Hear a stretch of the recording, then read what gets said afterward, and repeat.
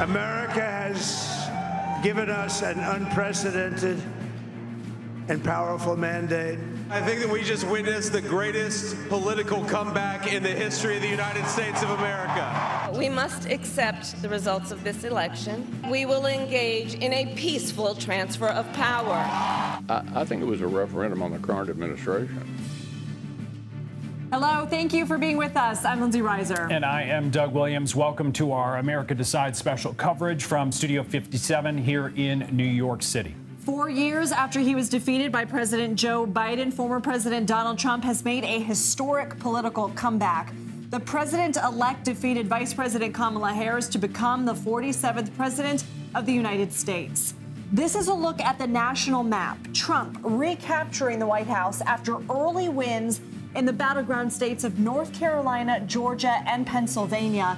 Michigan went red earlier today, and he's also leading in Arizona. Trump's win gives him the presidency, of course, the election also flipping the Senate. The House could very well be next. Last night, Donald Trump told supporters that America has given him and his MAGA movement a mandate.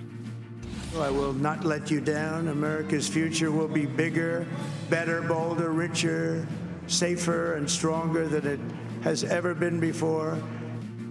Vice President Harris called President-elect Trump to concede the race. A senior aide tells us she discussed the importance of a peaceful transfer of power and Trump being a president for all Americans. She also spoke to supporters a short time ago at her alma mater, Howard University in Washington.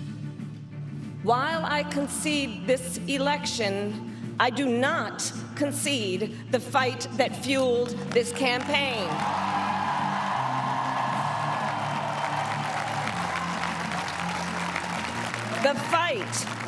The fight for freedom, for opportunity, for fairness, and the dignity of all people. And so, as we mentioned, we're also watching the balance of power change on Capitol Hill. Republicans have won the majority in the Senate. Control of the House remains up for grabs. Let's start with CBS News political correspondent Caitlin Huey-Burns and CBS News campaign reporter Nydia Cavazos. Caitlin, it has been a whirlwind days, weeks, months, hours for you. Tell us, from what your own analysis tells you, what you're hearing from operatives, how did Trump pull this off?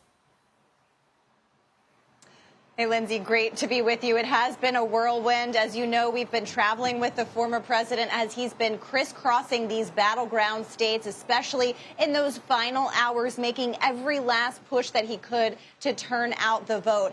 And what's really striking, Lindsay, talking to campaign operatives, is that they see a fulfillment of a strategy that they had employed long ago, which was to target low propensity voters. They made a big gamble, a risk, targeting voters who didn't show up in 2020 and hadn't really participated in this political process before. And to reach them, this is about 11% the campaign estimated in these battleground states, to reach them in unconventional ways. Remember how many podcasts he did, how many times he sat down with YouTube stars and other kind of social media stars, really trying to tap into an electorate that hadn't been galvanized to participate in politics. And as you look at the exit polls, that has paid off, particularly among young men. He's also expanded his support among Latino voters, especially among Latino men. This was a goal of the campaign, one they say was implemented in part by a sophisticated ground game strategy and a data collection effort that was allowed them to find and target these voters and make sure they turned out. So the former president is now the president-elect, having expanded his base of support in ways that the Republican Party had been hoping to for the past several years. And it's notable, too, that this is a candidate who not only went through a criminal trial, is going to be the first president with a federal conviction, but he also survived 2 assassination attempts and has transformed the Republican Party in his image. And so he is going to Washington with what he calls a mandate, not only given to him, in his view, by an electoral college win, but also he's on track for a narrow win in the popular vote and an expanded Republican majority in the Senate. And as you mentioned, we're keeping an eye on the House as well. And Nydia, I want to get your reporting and your take on something that Harris had to say about the future of the country in her speech. Let's take a listen for our audience. The light of America's promise will always burn bright. As long as we never give up and as long as we keep fighting. Nydia, it seemed like so much of Vice President Harris's remarks were focused on the future moving forward, that this is not the end of the fight. How do you think she went about or is going about explaining her loss last night? Well, this soundbite that we just heard from Vice President Harris, it pretty much summarizes her message here that despite the fact that the outcome of this election wasn't favorable, it's not what the crowd wanted. She did reassure them that everything will be okay. But her message was also that telling them and urging them that they must fight. And this is similar to the message that we heard from the campaign chair earlier today, Jen O'Malley Dillon, as she was addressing her staff. She was saying that this is just the beginning of the fight for them in addressing the impacts of a Trump presidency. So she urges the campaign chair as well as Harris to keep on fighting. This is her message among to the crowd that was filled with volunteers, campaign staffers, and a lot of supporters as well from Howard University. Caitlin, what do we know right now about what the Trump team is actively doing? Do we have any information on a transition team? Well, the transition has begun. The transition team is meeting. They are a few miles away. The former president has been at his resort in Mar-a-Lago. He's also been talking to world leaders. He had a 25-minute phone call earlier today with Emmanuel Macron, of course, the French president.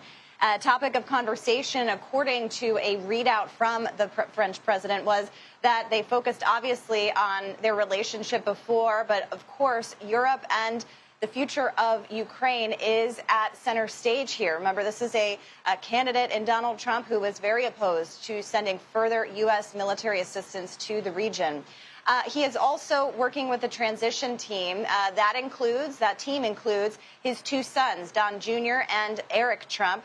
They are playing a big role. J.D. Vance, his vice presidential nominee, now the vice president-elect, is also serving on that transition team, along with Linda McMahon, who's the former CEO of WWE Wrestling, and she also had served in his cabinet before, and Howard Lutnick, who is the former CEO of Cantor Fitzgerald, a close friend of the former president, has been traveling with him also in recent days. But what I'm watching is how they build out this government, not only those thousands of positions in the government, but especially his cabinet, because remember, that center stage of this campaign was the criticisms that he had received from those who had served with him in office, his former chief of staff, others who had served in high-level cabinet positions, questioning his fitness for office. That was something that the Harris campaign had seized on, and Donald Trump has said before that he will pick people differently. So we'll be watching to see as he's making all those phone calls.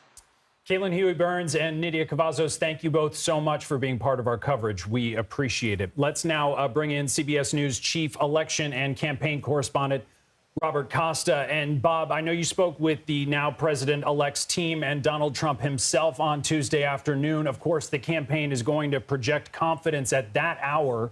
But do you think the campaign expected this level of success? Great to be with you, Doug and Lindsay.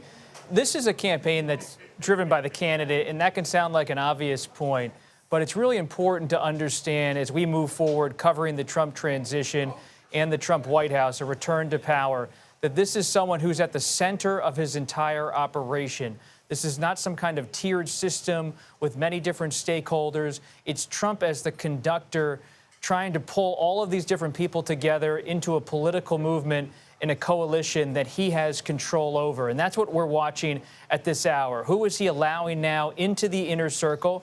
Caitlin Huey-Burns mentioned Robert F. Kennedy Jr., and that is true, based on my reporting as well. RFK Jr. will have a seat at the table. So will Elon Musk, one of the world's richest men.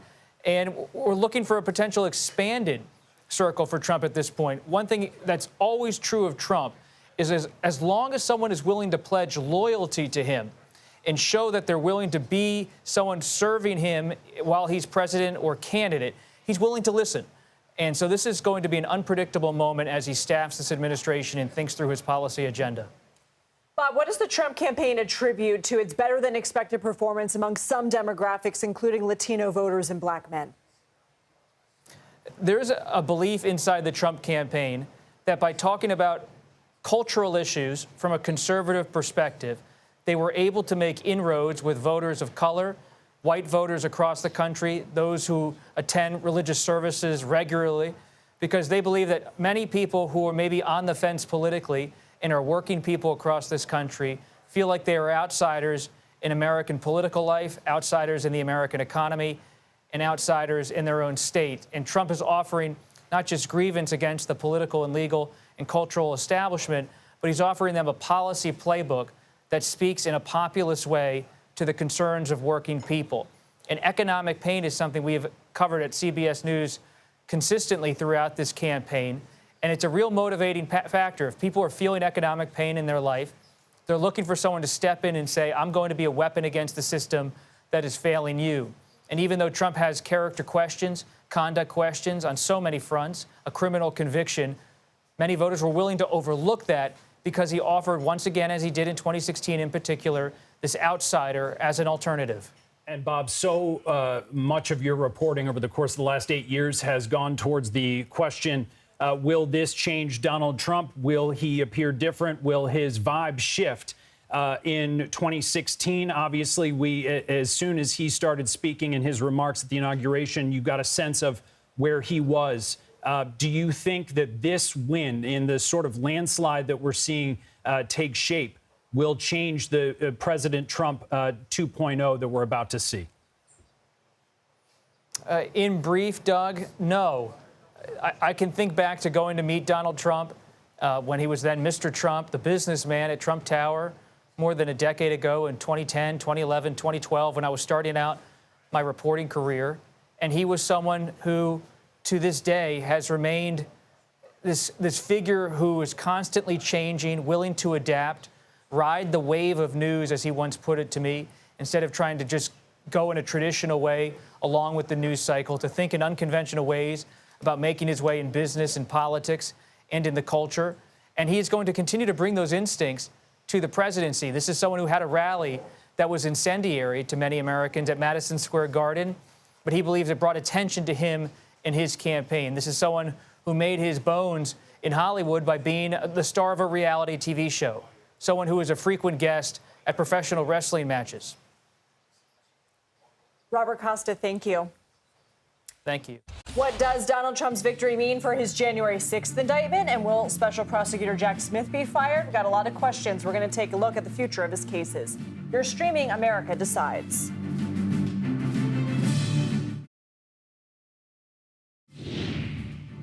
Welcome back. Donald Trump's re-election victory over Vice President Kamala Harris will deliver sweeping changes to the federal government, particularly inside the Justice Department. That will have major implications for his criminal cases. Trump has promised to fire special counsel Jack Smith. Smith is overseeing the federal election interference case against Trump. He also led the case surrounding Trump's handling of classified documents. Smith is appealing a judge's decision to dismiss the documents case. But we're now learning discussions are underway on how to potentially wind down those cases. CBS News Congressional correspondent Scott McFarland joins us now. Scott, good to see you. What does Trump's re-election mean for the federal cases against him and the January 6 defendants? President-elect Trump didn't just beat Vice President Harris. It appears he's beat at least some of the criminal charges filed against him by the special counsel. CBS News has learned the special counsel is in discussions to try to wind down those 2 federal criminal cases against Trump before Trump's inaugurated, which means in the coming weeks. You'll recall the 2nd and 4th on the list there. The classified records case at Mar-a-Lago, which was dismissed by a Trump-appointed judge on July 15th, but the special counsel's been trying to resuscitate it. And also, of course, the 2020 election conspiracy case filed in August 2023 for attempts to overturn the 2020 election results. That case was not set to go to trial before January, but there were hearings on the calendar before then with the prospect of a jury trial in Washington, D.C. on 4 felonies in 2025. That case would be shut down, too. A seminal moment In these first ever federal criminal prosecutions of a former U.S. president, they appear poised to disappear. Moment. Scott McFarland, good to have you with us to explain it. Thank you. Former Deputy Assistant Attorney General Tom Dupree joins us now. Tom, are there any legal roadblocks that would prevent Trump from shutting down those federal cases? None whatsoever. The moment that President Trump is inaugurated on January 12th of next year, he can dismiss those cases immediately. He can direct his attorney general to order that Jack Smith, assuming Jack Smith is even still serving as special counsel on that day, to be terminated effective immediately. Trump's future attorney general nominee will need to go through Senate confirmation hearings. Do you expect that person will face questions about Trump cases or January 6th related cases? I suspect they will get questions along the lines of, will you be willing to fairly apply and neutrally apply the rule of law? I don't know if there are a lot of questions they can ask about those specific prosecutions, because I think it will be a done deal by the time the attorney general nominee is sitting before the United States Senate. I think by the time that happens, that case will already have been dismissed. And what does Trump's reelection mean for the non-federal cases, including conviction in New York City and the Georgia racketeering case? Well, as with the federal cases, I think here we're going to see the fate of the state cases is basically going to have been decided at the ballot box rather than in a court of law. The New York case, I think, may be a little complicated because the judge will, at least in theory, be proceeding to impose sentence on Donald Trump in the coming weeks. My guess is that the possibility of a sentence of incarceration is completely off the table at this point. So I think the judge is going to have to think creatively about whether there's any sort of sentence that he could impose consistent with the fact that Donald Trump is about to become the president. The Georgia case has been in a state of suspended animation for some time. I don't see that case picking up steam anytime soon, and my best guess is that probably is not going to survive either.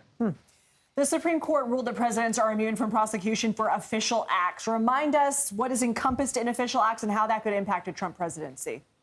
Sure. Well, an official act is basically, as the Supreme Court explained it, any action that the president takes in exercising his official constitutional powers, exercising the powers of the presidency of the United States. I think what this means going forward is that President Trump will know that he is immune from criminal prosecution for any acts that are official. But I will say this, the Supreme Court definitely acknowledged that there is a gray area for acts that might be partially official or acts that are not official at all. And in those types of cases, there at least is the potential for criminal prosecution. So I think it would be overstating it to say the Supreme Court eliminated any guardrails, but they certainly have given the president more or less free rein on the criminal prosecution front, so long as he remains confined within the scope of exercising his official duties. Tom Dupree, thank you so much. Thank you. As Donald Trump gets ready to retake his presidential power, Republicans win a majority in the Senate. Now we're watching the House. Could Washington be controlled entirely by Republicans? We will take a look at the races still to be decided. You're streaming America Decides.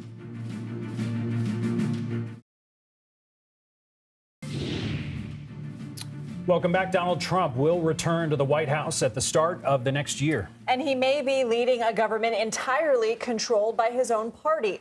Republicans flipped the Senate through a handful of wins in a number of key races, including Ohio and West Virginia. But whether they retain their majority in the House still remains unclear, as votes in several critical contests continue to be counted. Of note, CBS News has characterized control of the U.S. House as leaning Republican. CBS News politics reporter Hunter Woodall joins us now. Hunter, good to see you. So at this point, are they likely to retain control of the House? Republicans right now, you're feeling pretty good about how things have been going. You thought you were going to have to play a lot of defense, that Democrats were going to be sort of bolstered by this presidential race being at the top of the ticket. That hasn't been the case. Look at these battlegrounds, but especially look at what's happening in California. That's where Democrats are really hoping they can make up some ground here. But there's two races. There's California 27 and California 41. These two races are Republican seats that Democrats thought they could win. Right now, with a lot of the votes still out there, it isn't looking great for them. In the Senate, Hunter, Republicans largely expected to flip the Senate, which they, of course, did. Why? And were there any specific races that were surprising and of note to you? This environment, was so much better for Republicans than it was for Democrats in terms of, Republicans didn't have to defend that many seats. Democrats were defending a lot of seats. And in these red states where Democrats still had office, Ohio, West Virginia, Montana, Republicans cleaned up. And when you're looking at these battlegrounds, though, Republicans are still doing well. Now, obviously, we've seen projections that Democrats are holding on to the seats in Michigan and Wisconsin, but there's still Pennsylvania and Nevada to be called. Races there could really keep adding to Republican Senate majority and really make life easier for Trump and congressional Republicans. I feel like you wear many hats here at CBS News, and I'm going to have you sort of put on a historian hat. You compile so much research for all of our teams. You have this breadth of knowledge. Put us into context of history and where we are in American politics, that he really has launched this great comeback story. I mean, there's really nothing quite like it, because I've noted before, and I appreciate the comment about the research, but the only time Republicans ever nominated somebody 3 times was Richard Nixon.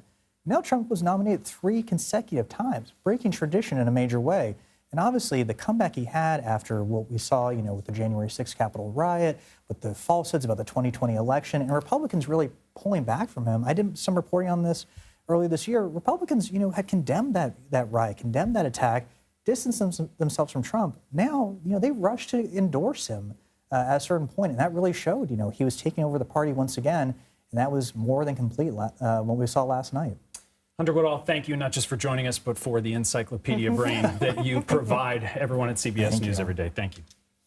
Well, we're already seeing comparisons between Hillary Clinton's 2016 loss to Vice President Kamala Harris's defeat last night. One moment that felt eerily similar was the speeches given by both campaigns' co-chairs. It's been a long night, and it's been a long campaign. We still have votes to count. We still have states that have not been called yet. They're still counting votes, and every vote should count. So you won't hear from the vice president tonight? Everybody should head home. You should get some sleep. Thank you so much. And let's bring in Evan McMorris-Santoro and Sabrina Rodriguez. Evan is a political reporter for Notice. Sabrina is a national political reporter for The Washington Post. And Evan, you've been covering this race from the beginning. When it came to the states that Trump won, some of them easily, where were you most surprised? Well, that blue wall did not stand at all. In fact, I think it's kind of interesting. You talk about this comparison between 2016 and 2024. It's true that people stayed up late and Democrats sort of held on, hoping that maybe this would come through in the end. But the reality of the situation is these are 2 very different elections. In 2016, President Trump did not win the popular vote. Hillary Clinton did by a significant amount. And it was really a question of what kind of country are we going to have after this? What do we want to have in a president? It led to a lot of conversations after that. This election last night was America wants Trump, and they got him. It's a very, very different race. Sabrina, what did you make of where Harris fell short, particularly among certain demographics? I mean, I think the most notable one that's being talked about today is Latino voters and where Harris ultimately landed. She got a majority of Latino voters, at least based on preliminary exit polls, and we'll have more data, obviously, in the days and weeks to come. But there has been this question about, her performance specifically with Latino men and men more broadly.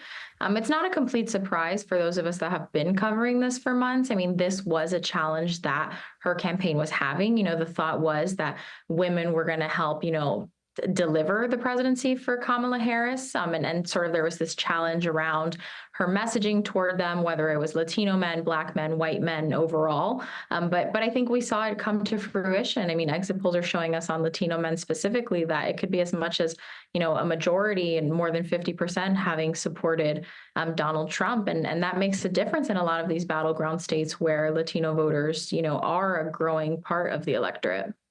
Sabrina, it's interesting. We maybe don't mention enough the fact that this campaign, the Harris campaign, was crammed into an amount of time that we overlook sometimes. It feels like these 2 candidates have been facing off against each other forever. They have not. How much of what went wrong do you think is a Kamala Harris problem, the Democratic Party problem, or is it partially the fact that she didn't have as much time to campaign as an incumbent would have? People spend longer planning weddings. They sure do. But, I think that this predates Kamala Harris. I mean, this election, he may not have been on the ballot, but this election was also a rejection of Joe Biden. Americans did not want to see him on the ballot. We saw in polls time and time again before he dropped out and ended his reelection bid. We saw that Americans did not want him to be running for reelection. They didn't like the choices that they had between him and Donald Trump.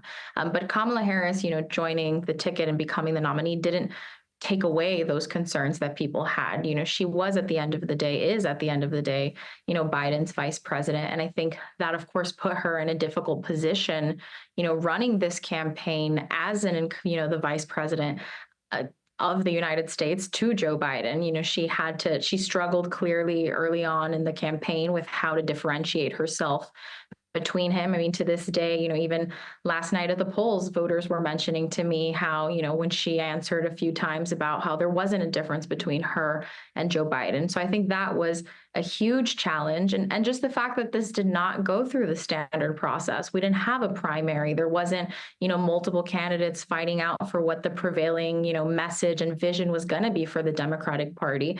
And I think that is something that Democrats are going to have to really reckon with now after this loss.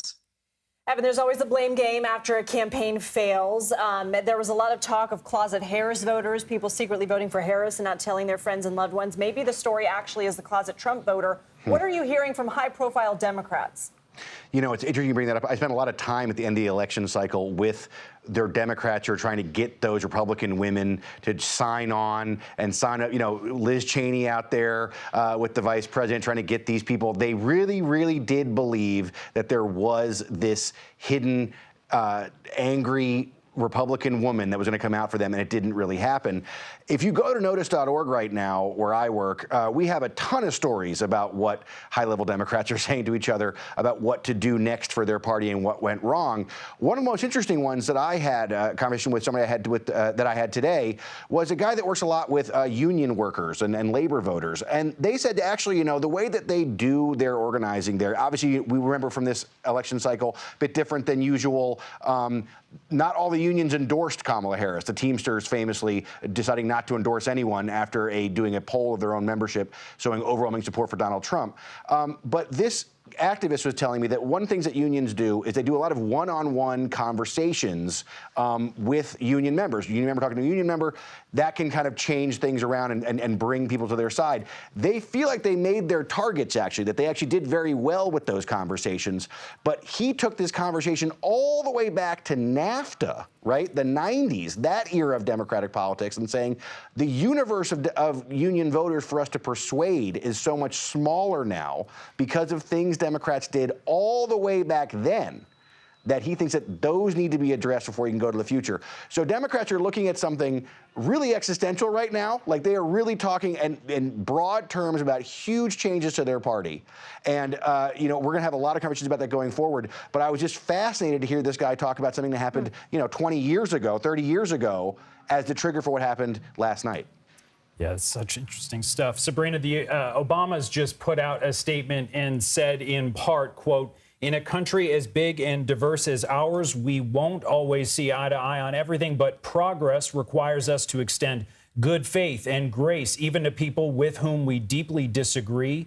That's how we've come this far, and it's how we'll keep building a country that is more fair and more just, more equal and more free." What do you make of that? I mean, I think that's the right message that we're going to hear that we've now heard from Obama and from Harris, and we'll be hearing from some Democrats in the days to come.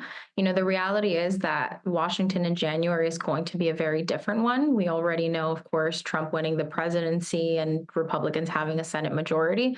It's possible that Republicans will also, take control of the House. So Democrats being in a position to work in good faith with Republicans is going to be a challenge, but it's going to be a very necessary one in a Washington that is dominated by Republicans. Evan McMorris-Santoro and Sabrina Rodriguez, thank you. Vice President Harris had just about 100 days to convince voters to elect her as commander-in-chief. We'll break down how some of the biggest factors in her campaign may have affected the result.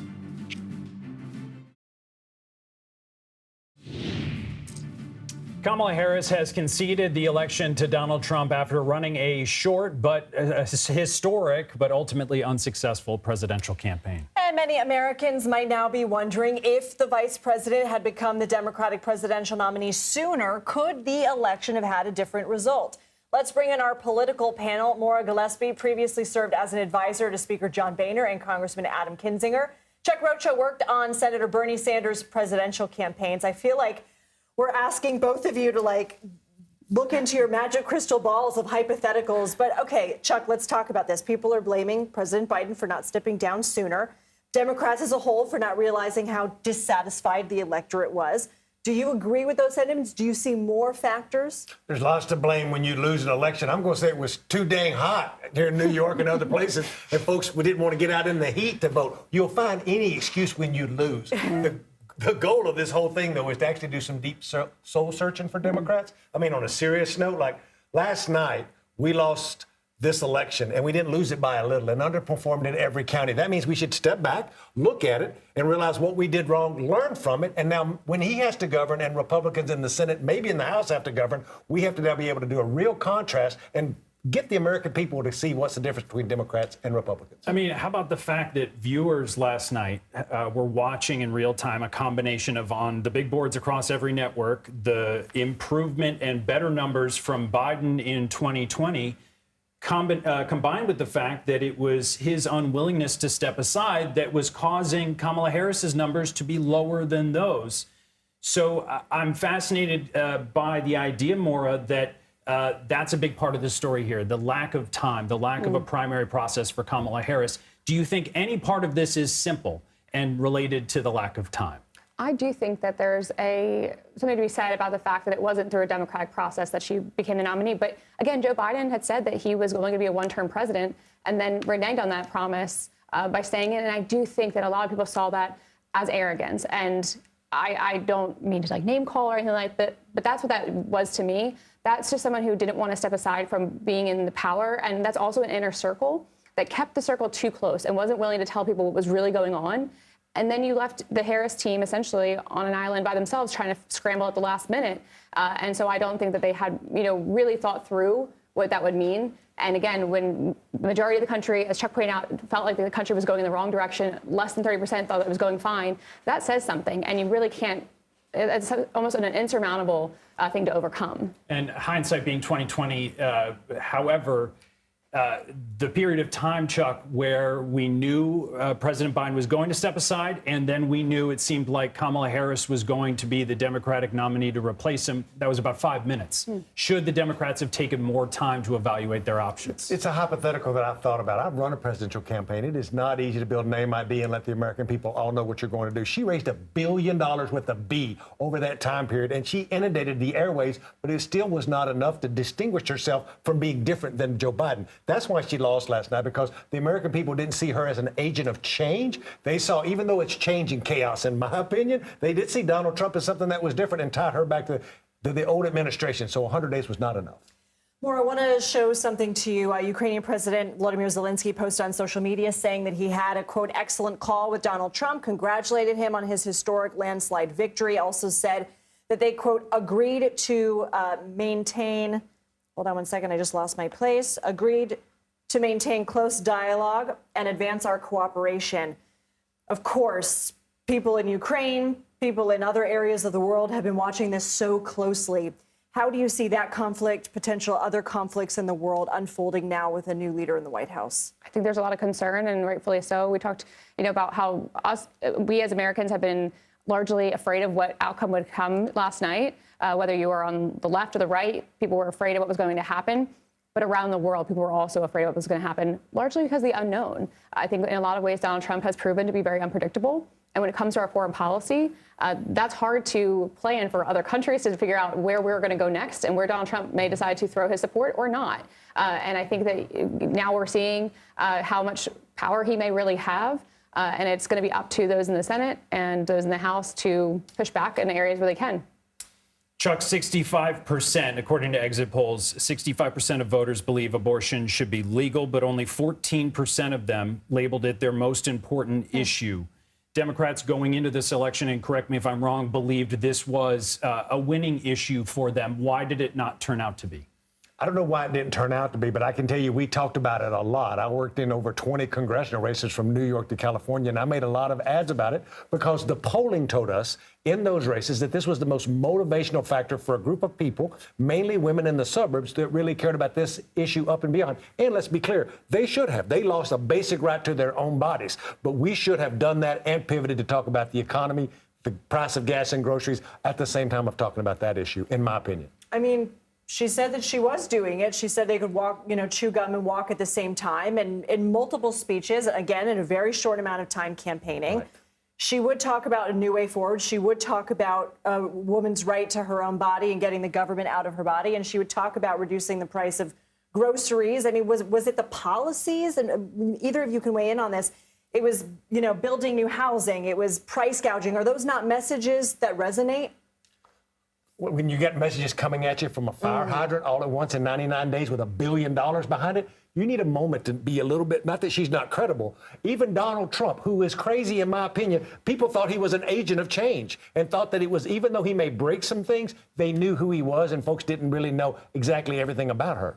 And you also really can't point to something to say, okay, she knows how to do this because of X, Y, Z. When you're currently in the administration, you're currently the vice president of an administration where, again, 70% of the country doesn't feel like things are going the right way. And so to talk about those issues and what you would do then, the argument would constantly go back to, okay, then why haven't you done it? And why haven't you urged Biden to do it? And why isn't there a better path forward now?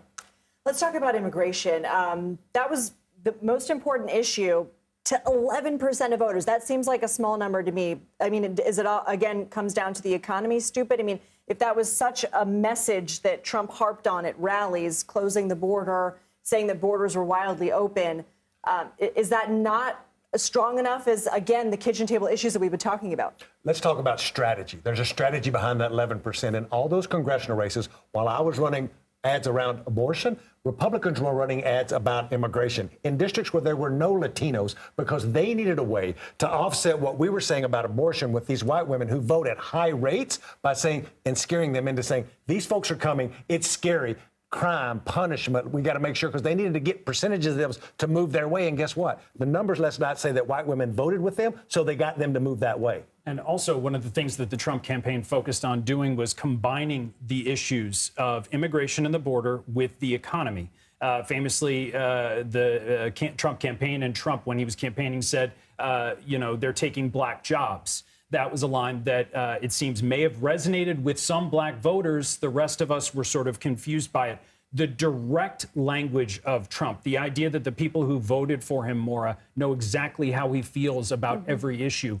How different was that feeling for Trump voters than it was for people who were considering voting for Kamala Harris and wondering maybe where she stood on issues? He spoke to a base of his voters that he knew would get them not only ginned up to support him, but maybe also convince other people to see the fear. And, talking about fear, that's a really motivating factor.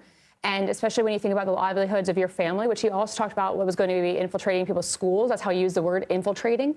He used that kind of language to scare women into wanting to do anything and everything to protect their families. And that combines several issues all in one when you feel as though your livelihood or your family is at risk. There's a reason why the House is performing a little bit better, in my opinion. In all of these congressional races where I was working at, we never took on Trump. We never talked about Trump. We were talking about policy solutions, about where we differed with Republicans. And you see the House candidates last night doing a little better. I want to ask you, both of you, do you feel that policy sort of outweighed the idea of character and the highness of the office? You're laughing. A lot of people that we were talking to on camera were saying, would I let him babysit my kids? No. Would I invite him to a dinner party? No. But he shows proven outcomes. Look, I'm laughing because when you get in these focus groups with these voters, like Donald Trump ain't got no policy book. He's got a red hat that says he's going to make America great again, which, as a strategist, is brilliant branding. And I wish I would have thought of it. We'd have had a blue hat saying, we're better. No. Whatever it is, it worked because it was simple. People go like, yes, change, make America great, whatever that means. Remember when he said he had a concept of a plan? And that even worked. Like, this is, America don't need the abs. They just need somebody who feels like they're fighting for them. And that's the argument that I feel like we lost. Yeah, and I think largely Republicans are viewed to be stronger on the economy and safety and security. And so when you're faced with the choice, you're going to go with what you think is going to be the change that is stronger on that issue area. Maura Gillespie and Chuck Rocha, thank you both so much. It's a political era that is unlike any other. We'll be right back.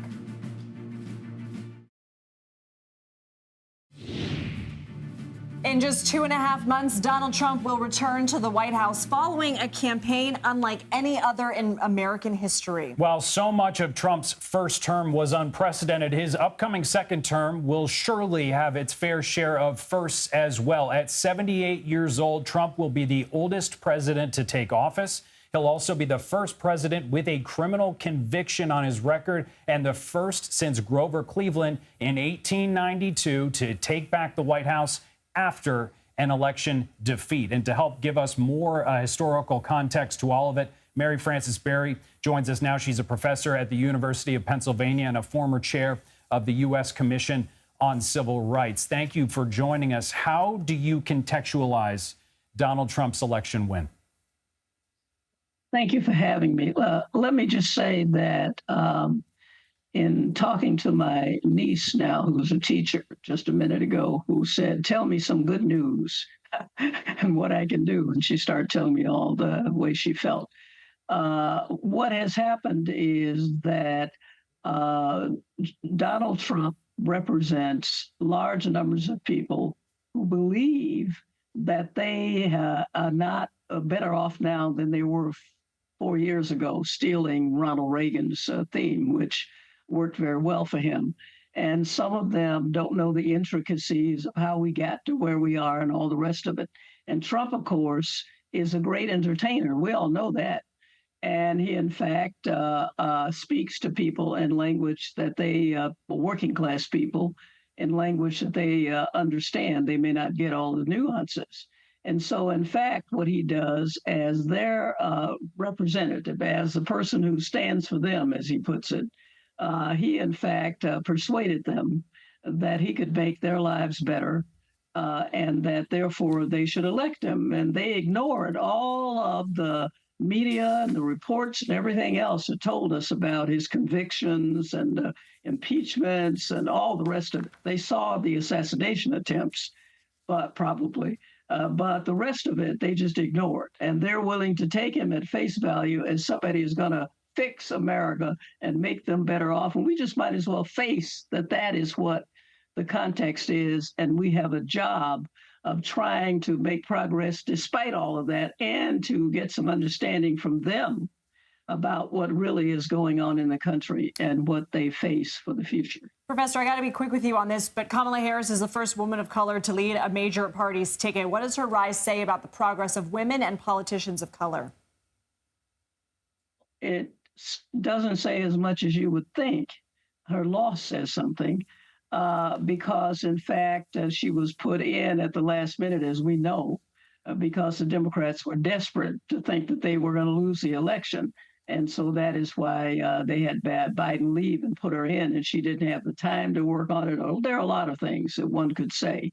But it is historic because it's a one-off. It's the first time it has happened. But it's the second time that a woman has run and lost, because that's what happened with Hillary Clinton. But it is historic. Professor Mary Frances Berry, thank you so much for being with us. Thank you for having me. America has given us an unprecedented and powerful mandate. Well, that was Donald Trump giving his victory speech in Florida on Tuesday night. The former president, now president-elect, will return to the White House in January of next year. In our next hour, we take a closer look at his victory and the next 4 years ahead. You're streaming America Decides.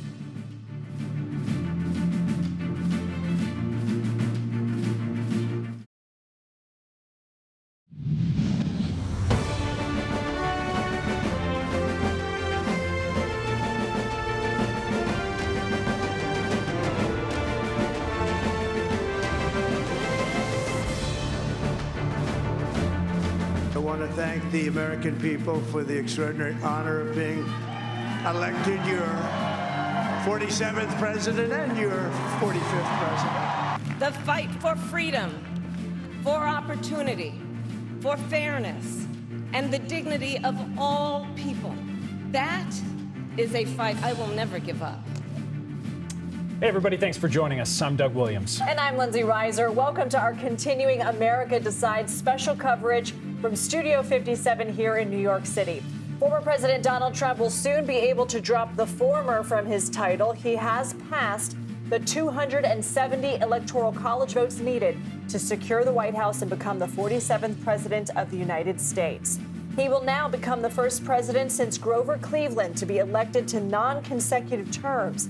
Trump will also become the oldest president ever sworn into office when he takes the oath on January 20th, 2025. The race was not as close as many predicted. Trump not only topped Vice President Kamala Harris in key battleground states, he also unexpectedly won the popular vote. Trump will also have help on Capitol Hill, with Republicans flipping control of the Senate. The House is still up for grabs, but CBS News characterizes control of the chamber as lean Republican. Let's start with CBS News campaign reporters Olivia Rinaldi and Aaron Navarro. And Olivia, we'll start with you. What has made Trump's campaign so effective this time around, in your opinion and in your reporting? Yeah, good to be with you, Doug and Lindsay. What really made this campaign so effective and brought them across the finish line is their signature ground game strategy. It was developed by James Blair, who's the political director of the campaign. He's just 35 years old, and they tested this strategy in Iowa. And essentially what it did was deputize their super fans, those Trump loyalists. And what it did was told them, look, you're in your community, go out and find 10 people and make a plan to go vote. But we're also going to incentivize this. If you get 10 people to go vote, you're going to get a reward, like a signed hat, a T-shirt, expedited entry into a rally. So it incentivized his base really to mobilize, go out, find these people, and bring them to the polls. And that's what you see attributed to a lot of that large swelling of support in rural areas, especially early voting that we saw there. But also Trump's messaging to Black Americans, Hispanic Americans, Latino men in particular, saying that, look, this administration has left you behind. There's something for you at this table as well, whether that be lower taxes, stronger immigration, economic incentives. It was through all of that that the Trump campaign was really able to speak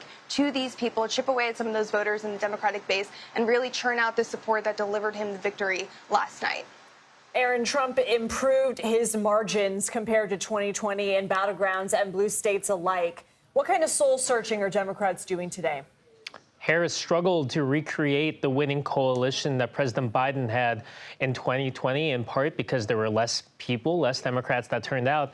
And those that did not swing towards Harris. You saw young men, a group of voters that Trump really had access to and really pitched himself to, that swung his way, that cut into the youth vote for Harris, and Latino working class male voters. And that is a bigger, it spells a bigger problem with the Democratic Party, the campaign, and how they read the electorate when it comes to the economy.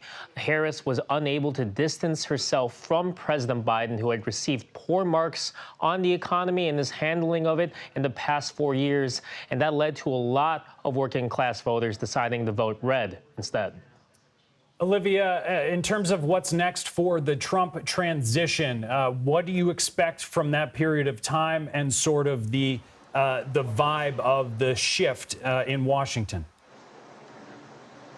Well, we already know that those conversations as far as transition are underway. The campaign tells me they're going to make quick work of this, starting today even, having those conversations about who would be involved, what this administration would look like, you know, the people on the campaign who worked with the former president, if they even want to be in Washington, and what that would mean. So a lot of work being done here in West Palm Beach, where we're told a lot of the transition will be happening. And on his transition team, not only is it his two sons and his running mate, J.D. Vance, but also Robert F. Kennedy Jr. He will be part of the transition team, along with former Democratic Representative Tulsi Gabbard. So they'll be going through personnel and policy leading up to the next Trump administration. We heard from RFK in recent weeks that fluoride is something that's on the top of his list as far as a policy agenda, removing that from the water. So conversations already about what this second Trump administration could look like, and policies that are underway being discussed right now. Aaron, we know that Harris called Trump today to concede. What can you tell us of some top lines from that call and her speech that she gave in front of students and staff at Howard today? Vice President Harris called former President Trump today to congratulate him on the win, but also emphasize that she's participating in a, quote, peaceful transfer of power. It's a subtle dig that she included in her concession speech, saying, when you lose an election, you concede. All of that subtext being, Trump after 2020. Now, the other notable bit is President Biden, who has already invited Trump to begin the transition process. Olivia Rinaldi and Aaron Navarro, thank you. CBS News political director Finn Gomez joins us now. Finn, good to see you here. What are you hearing from Trump's inner circle about this win? Are they like, we told you so, or are they like, phew? I think it's a combination of the two, but a lot more of the first one. It's a lot of I told you so. This was coming. We had a good read on the working class voter in this election cycle, and also just focusing on two core issues that you talked ad nauseum about throughout this election cycle, and that's immigration and inflation, right? And I think that their inroads, especially with Latino working class voters, Latino male working class voters, Lindsay and Doug, you have to go back to 2004 when George W. Bush won with 44% of the Latino vote in that election to really compare. That's like 20 years, right? And so they feel that there's been a realignment with the political structure now, the political landscape, especially now that they believe that they have the Latino voter in their coalition. This is something that we have not seen, and frankly, in 20 years. How'd they do that? I mean, how do you make these inroads you're talking about such a dramatic shift? How have they won over such a large population in a short period of time between these election cycles? Well, you know, it's because it's not just about a gender sort of focus. Excuse me, not just about it's not just about it's more than identity politics, if you will. You know, for them, it's about by having a message that they feel was impactful with working class voters. It's not just about Hispanics. It's not just about white working class voters. It's about that specific message to blue collar voters, a feeling, a sense. And if you talk to blue collar voters, like as I did this election cycle, it was a sense of being disaffected, a sense of like a certain elitism that existed where they were talked down to and people weren't really hearing them. You know, inflation still existed. It really impacted their pocketbooks. And with that message, it was delivered. And it's not just, the focus was not just on the high percentage of Latino voters, but specifically Latino male working class voters. You saw that in the exit polls. 54% of Latino males supported Donald Trump. And I think that is something that they could really run with and feel they have, and gives them a mandate, right? And if you also have to go back, you talked about Grover Cleveland, right, from the 1880s and 1890s. You really have to look back even before that to Andrew Jackson, right, in his second term when he rose on this populist wave, making sort of that same appeal to working class voters of the time, and it resonates even now, so many years later. Political director and historian. I want to talk to you about some of the big names that we're going to hear on transition teams and beyond. We were talking to Olivia. She mentioned RFK Jr., Tulsi Gabbard. We know Elon Musk is going to have a seat at the table. What are you watching for? Well, I mean, that's the thing. I mean, there were some key moments, key issues that they were focused on, right? Some of these aspects, some of the proposals that they have that we've heard about. I mean, will that really be popular when it's actually implemented? Olivia brought up the removing the fluoride out of the water. Dentists are going to love it. They will love it, yeah. But I personally like fluoride in my water, right? I mean, I'm not a scientist, but there's some aspects of this that may not hit with the majority of the American people. And that's something I'm looking to see. Or maybe, I mean, we're being, a little flippant, but the idea of tariffs, the fact that many economic experts believe that could actually further increase inflation. Absolutely. How does that happen? Like, if you increase on tariffs on everything, this protectionism that he has been advocating since the 1980s, but, by implementing that, by really running on that, how do you now govern with that? The other aspect is the mass deportations. Yes, and we saw polling that showed that over 50% of the American people do back that extreme measure. But if you implement it, it's going to be costly. How do you do it? There's certain aspects. You could say something at a campaign rally to your base, but when it comes to governing from the White House, how do you do that? 60 Minutes has been doing great reporting on that. Absolutely. Yeah. Finn Gomez, thank you so much as a historian and an expert. We appreciate it. Well, battleground states were key to Donald Trump's election victory. One of those states, Georgia. We're going to take a closer look at how he was able to secure the vote there. Welcome back. President-elect Donald Trump won the battleground of Georgia and its 16 electoral votes. Some ballots are still being counted. However, 99% of jurisdictions in the state have reported, and the former president has a 2% lead. Trump lost Georgia to President Biden by less than 1% in the 2020 presidential election. You might recall him pressuring the Republican Secretary of State to, quote, find those votes that he needed to win. In 2016, Trump defeated Hillary Clinton in Georgia with 51% of the vote. CBS News congressional correspondent Nicole Killian joins us from Atlanta. Nicole, I'm sure you're doing what every reporter that we have fanned out across the country is doing today in figuring out what happened. From your reporting, what appears to have caused Georgia to flip back to Trump? Well, look, I think a couple of things, right? You know, many argue that Georgia is a red state. Yes, President Biden flipped it back in 2020. Yes, Senators Ossoff and Warnock were elected here. But keep in mind, with President Biden's victory back in 2020, that was the first time a Democrat had flipped the state in some 30 years. So some of the thinking is that it was just flipping back to what it was. The other part of it is that a couple of different factors. You know, the former president kind of mended fences with Governor Brian Kemp, who was very successful back in 22, winning a second term to office. He has a very strong, robust campaign turnout operation that assisted with the Trump campaign and the state Republican Party to try to turn out votes. So that was another factor. And then, of course, just the dynamics on the ground. You know, what Trump campaign operatives told me is that, look, you know, they felt that their ground game here was underestimated. They held some 2,000 events here in Georgia in the last couple of months leading up to the election. They did a lot of focus, particularly on black voters, holding the most events for black voters out of any other battleground state. So there was a real emphasis on not only turning out the African-American population, trying to cut down some Democratic margins there, but also reaching out into some of these rural areas, trying to turn out some of these low propensity voters, which is a strategy that we saw across other battleground states as well.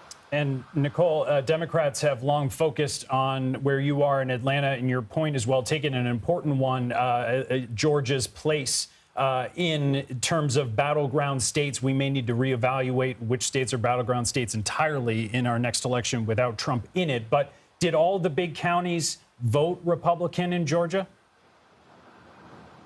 Well, as you well know, I mean, we're here in Fulton County, which is one of the most populous counties here in Georgia. So obviously, no, that did not go for Donald Trump. And typically, you know, many of these counties here around Metro Atlanta are more Democratic strongholds, as well as places like Savannah and Macon. But that being said, you know, again, the former president did cut into some of the margins here in Fulton County, DeKalb County, also kind of dug into some of the margins down around Macon and other parts of the state. But the real emphasis, again, was kind of on turning out that rural vote. You know, one thing that some Republican operatives told me is that this was really about the early vote turnout. They were already starting to see some strong numbers there, particularly around a lot of the counties, for instance, that are north of Atlanta, just kind of further outside of the metro area, bordering with Tennessee. That was something critical for them, but seeing that kind of higher, more robust Republican turnout in the early vote made them confident going into Election Day that they would ultimately have the votes to put them on the path to victory. What were the key issues for voters?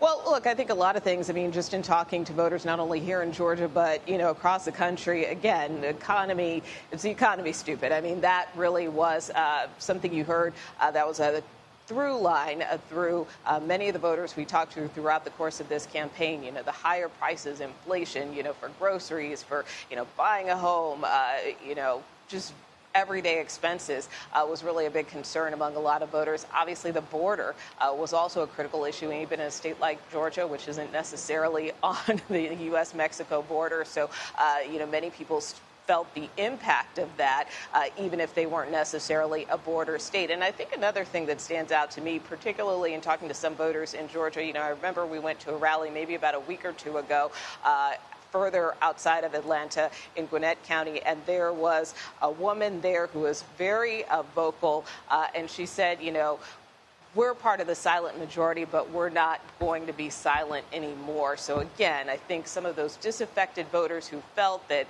you know, over the last couple of years their voices weren't being heard felt that this time around they would, and they felt emboldened by the former president's candidacy. Nicole Killian, thanks so much for joining us. One of Donald Trump's chief arguments to voters was that he could trigger economic growth.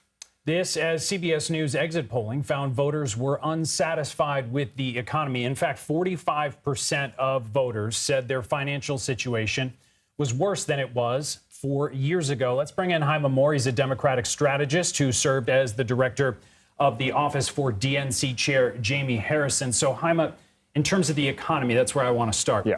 Was the messaging in the Harris campaign direct enough in terms of how their ideas as it relates to the economy were actually better than Trump's? Were they focused and direct enough to voters? Yeah, look, Doug, we got to go back 3 years. And so this started beyond 25 days ago. This was something that Joe Biden was talking about when he became president. And I think one of the things that has been a deficit for the Democrats is we didn't go into offense soon enough. And so when we saw inflation started to go down, job numbers started to go up, we should have been more effective in getting that message out, and we didn't. And so once Kamala Harris became the nominee 105 days ago, it was almost too late to have that message. It's already baked in. I don't know. I'm gonna push you back on that a little bit because I feel like people were sounding the alarm throughout the entire campaign. Democrats across the party saying we're not hammering home this message enough. And I mean, we did hear some of the catchphrases from Harris's campaign. We're not going back, a new way forward, when we fight, we win. She had several high-profile economic speeches. Yep. I mean, was it specifically the messaging in those speeches that wasn't resonating in a way that what Trump was saying was? Well, look, we're actually agreeing. I think this is something we should have done 3 years ago, 4 years ago. I think even when Joe Biden was the nominee, we should have been more effective in getting that message out. So, look, Kamala Harris talked about the opportunity economy. I think that was something that was one of her strongest points this campaign cycle. But a lot of these things were already baked in. Some of the things that Donald Trump was talking about, there was no specifics about it. These were just sort of platitudes that resonated with people's hearts. Look at the numbers. Inflation has come down. Job numbers have gone up. And so there are economic indicators that have proven that the economy is in a better place than it was 4 years ago.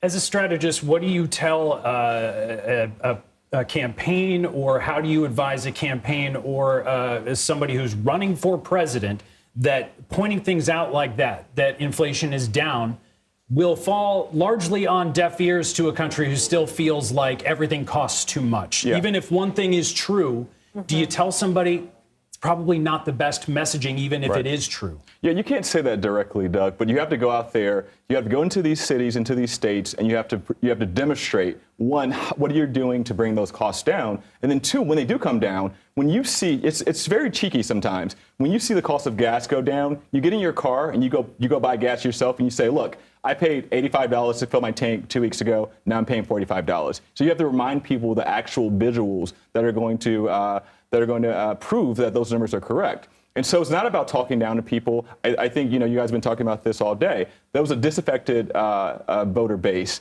that felt like they were not getting better. But I think there were some realities that were just true that we were just not able to articulate soon enough. Do you think that this election repositions both of the political parties, in which a majority of the electorate now sees Republicans as for the working class and Democrats as for the coastal elites? Yeah, I mean, look, this has been happening for quite some time. I mean, think about, look at black men, look at Latino men, look at Hispanic. These erosions have been happening for over a decade in the Democratic Party to the Republican Party. And so there's been a realignment that's been happening for quite some time. But I do think that this election is probably the clearest picture that's been drawn for us, particularly those of us who are Democrats. But I mean, I think that's fine. You can't expect just because someone is a working class person that they should be a Democrat. I think the spectrum is a much larger than we thought in the past. Jaime Moore, thank you. Thank you. Well, immigration also became a key election issue for Donald Trump and his campaign. We're going to speak with our immigration and politics reporter Camila Montoya Galvez about some of the potential policies under a Trump presidency. You're watching America Decides.